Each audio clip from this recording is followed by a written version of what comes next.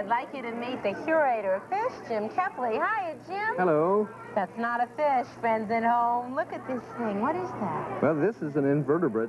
It has no backbone. It's called a sea urchin, a spiny sea urchin at that. And he's in the process of crawling up my hand. You can see his spines moving along. Yes. It looks a little bit like a porcupine. A porcupine or a pincushion. Yeah. And is that his protection? That's his defense against other creatures that might try to eat him in the ocean. Well, how about if we go inside into one of your aquariums and see one of the things that could be very, very dangerous? Let's go and take a look at the nurse shark and maybe the Jewfish, and you can tell us a little bit about them. Right, these are marine predators. What does that mean, Jim? Well, they're Tell fish our that Romper Room friends, eat please. other fish. And in this tank, you can see, well, it's a kelp forest, similar to what you'd find out Southern California. Mm-hmm. And there are different types of sharks, such as the nurse shark. There goes a leopard shark right in front of the camera. Very pretty shark. How many of my friends at home can tell me why that would be called a leopard shark?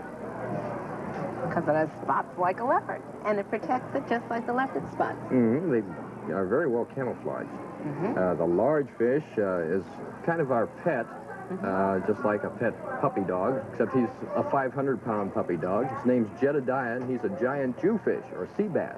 Well, now, many, many fish would be eaten by sharks. Why would this fish be safe? Well, one, because he's so big, and he has the balance in his favor because he has such a huge mouth, and he can eat smaller sharks. I see. So that protects him in the ocean. He is a huge creature. He weighs as much as some of the seals, then. Yes, he does. He really must. I think it might be fun to look at a different fish. Have you ever heard of a turkey fish, friends at home? Let's look.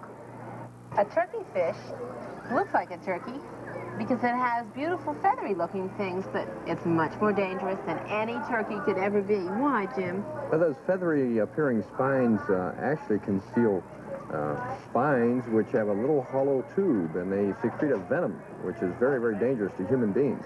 So they could be poisonous, friends at home. They look beautiful, but that protects them. And that's why any diver would stay away from a turkey fish.